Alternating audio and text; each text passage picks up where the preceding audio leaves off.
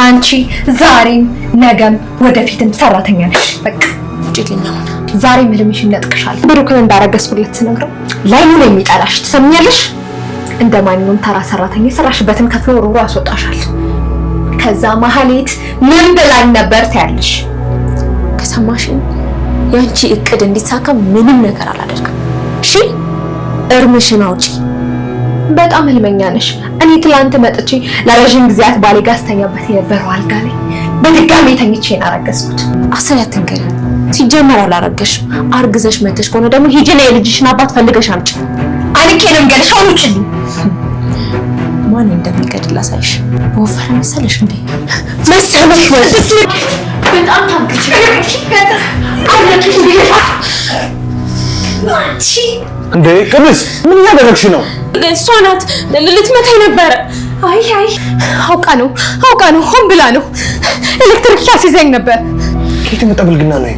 ቅዱስ የእውነት በጣም ባለጌ ሰው ነሽ። እንዴ ቅድስትና እንደዚህ ብትነጋገራት? እቺ ሴት ምንም ብትሆን ሚስቴ ናት። አቅፌ ተኝቼ ነበር አይደል እንዴ? መድብል ነግሬክ ነበር እኮ። ከዚህ በኋላ ምን ተውኝ። ይሄ ቤት የብሩክ ቤት ነው። ከፈለገ ደግሞ ሊያስወጣሹ ላይ ይችላል። አዎ ማለት እውነቷን ነው። ቅድስት ይታየው በቃ ይሄ ሰውዬ ጤነኛ አይደለም። በጤና ከሆነ ግን ከዚህ ቤት የምትወጣው አንተ ነህ። ሰማኛለህ አይደል? ለምን ይወጣል? የቤት ኪራይ የሚከፍለው እኮ እሱ ነው። ግን ጋሼ ከምርህን ነው? አዎ ባታከብራት እንደ ሰራተኛ ባትታዘዣት እንዴት ተገፈትረታለሽ? እንዴት? እሺ ጋሼ አመሰግናለሁ። ቆይ ቅድስትዬ ተረጋጊ። አንቺ ተረጋጊ። ብሩክ አንተ ግን እያወራህ ያለው በጤና ነው አይደለም? መድብል በጤናዬ ነው። እንደ ዛሬው ለጤንነት ተሰምቶኝ አያውቅም። በቃ እግዚአብሔር ያክብርልኝ። ቅድስት እኔ ራሴ እሸኝሻለሁ። ኃላፊነቱን ወስጄ ሀገርሽ ድረስ እንዲያደርስሻለሁ። አይ መድብል ችግር የለውም አትቸገር። እኔ ራሴ እሸኛታለሁ። ምሳሌስ ልሂድ ጋሼ? አዎ የሰራሽ ስራ ልክ አይደለም። ማለትም ማክበር ነበረብሽ። ማክበር ቢቀር መታዘዝ ነበረብሽ። ገባሽ ቅድስት?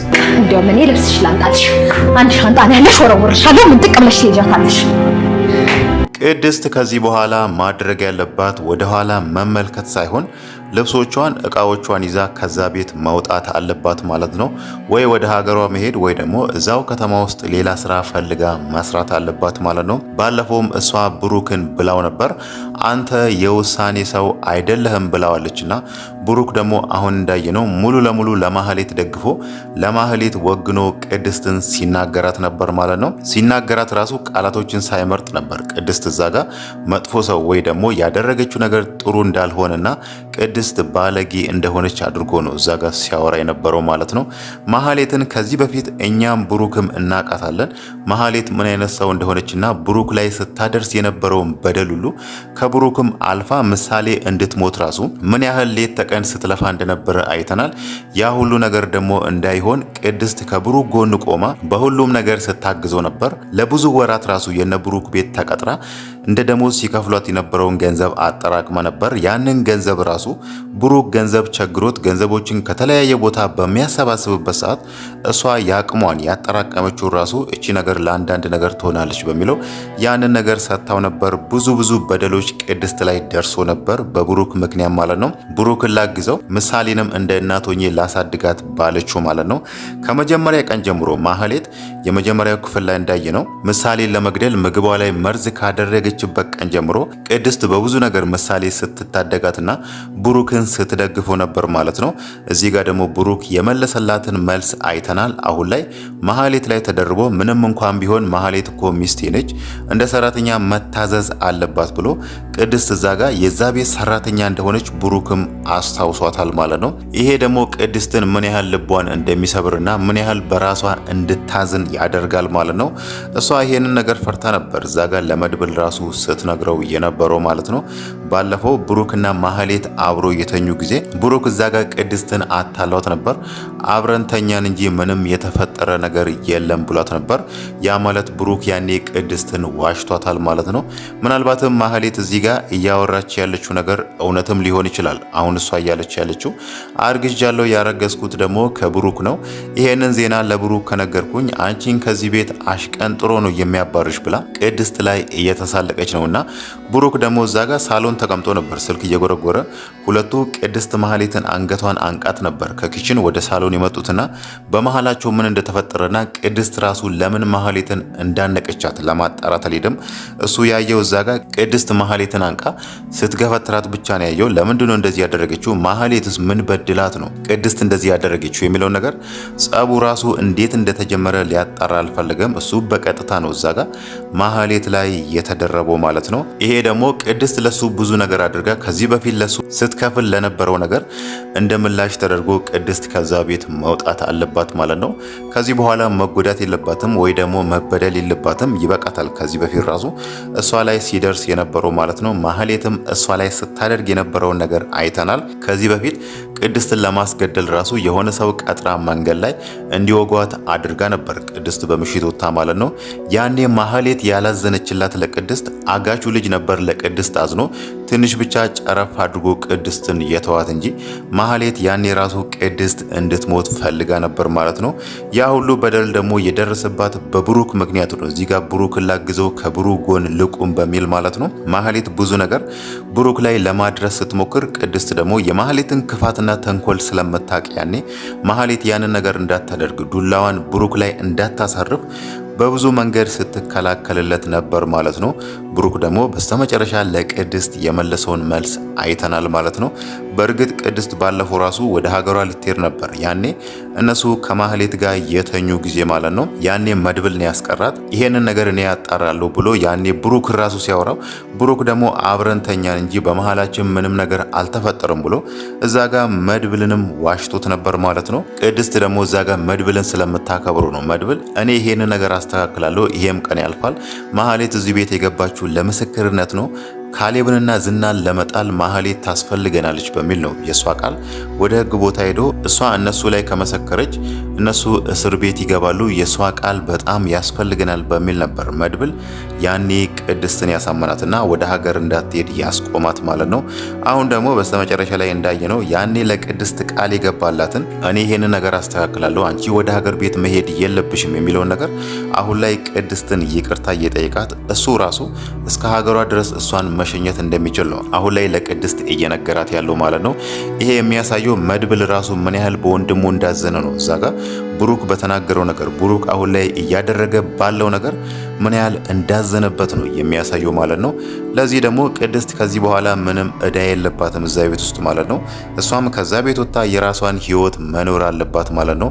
ምንም እንኳን ብሩክን ብታፈቅረው ምንም እንኳን በልቧ ውስጥ ለሱ ትልቅ ቦታ ብትሰጠው ራሱ እሱ ደግሞ ካልፈለገ ማህሌትን ብቻ ነው የምፈልገው ከማህሌት ጋር ብቻ ነው የምሆነው ካለ ቅድስት እዚህ ጋር ምንም ነገር ማድረግ አትችልም ማለት ነው። ስለዚህ እሷም ከዛ ቤት ወጥታ የራሷን ህይወት መኖር አለባት።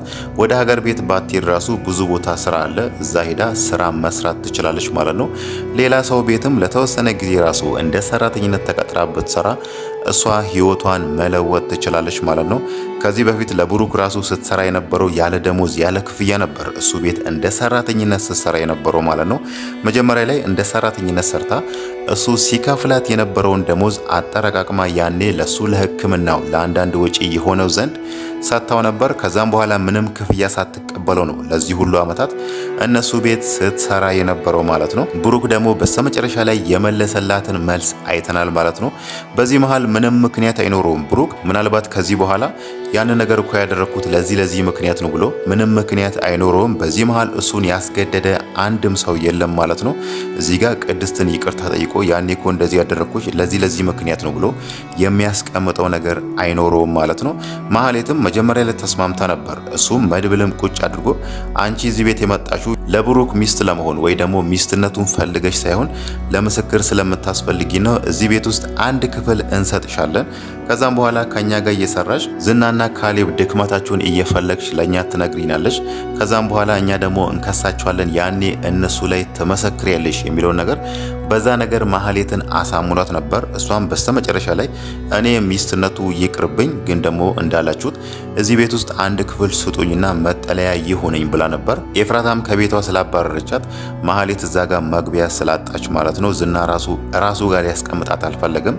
በስተመጨረሻም ዝና የሚፈልገው ማህሌት እነሱ ቤት እንድትገባ ስለሆነ ማህሌት ደግሞ ወደዚህ ቤት ተመልሳ ብሩክን ይቅርታ መጠየቅ የሚለውን ሀሳብ ይዛ ብትመጣ ራሱ እነሱ ደግሞ ቁጭ አድርጎ ይሄ አንቺ አስበሽ የመጣሽው ነገር አስበሽ የመጣሽው እቅድ አይሆንም፣ አንቺ ሚስትነቱን ሳይሆን ለስራ ነው እዚህ የመጣሽው ብሎ በዛ ነገር አሳምኗት ነበር ማለት ነው። ግን ደግሞ እዚህ ጋር ብሩክ ፊት ስለሰጣት እዛ ጋር ማህሌት ማድረግ የምትፈልገውን ነገር በቀላሉ እንዲሳካላት ስለተባበራት ነው። ያኔም ሳሎን እሱ ተቀምጦ አብረን እንተኛ ብላ እጁን ይዛ ወደ መኝታ ክፍል ስትወስዶ ዝም ብሎ ተከትሏት ስለሄደ ነው እንጂ እዛ ጋር ራሱ ያንን ነገር ማስቆም ይችል ነበር ማለት ነው። ያው በስተመጨረሻ ላይ እንዳየነው ሙሉ ለሙሉ በሙሉ ልቡ ማህሌት ላይ ተደርቦ ቅድስትን የማይሆን ቃል ተናግሯታል ማለት ነው። የቅድስት የዋህነት ደግሞ ከዚህ ሁሉ በኋላ ራሱ አሁን እሷ እያለች ያለችው ከዛ ቤት እንድትወጣላት ብሩክ እዛ ጋር ሲነግራት እናም ደግሞ መድብል ብሩክን እዛ ጋር ላደረገው ነገር እንዳፈረበት ነግሮ ቅድስትንም እስከ ሀገርሽ ድረስ እኔ ራሴ እሸኝሻለሁ ሲላት እዛ ጋር ቅድስት እያሰበች የነበረው ምሳሌስ ምንድን ነው የምትሆነው ብላ ከዚህ በኋላ ራሱ ለምሳሌ እንደምትጨነቅና ለሷ እንደምታስብ እያሳየቻችሁ ነው ማለት ነው።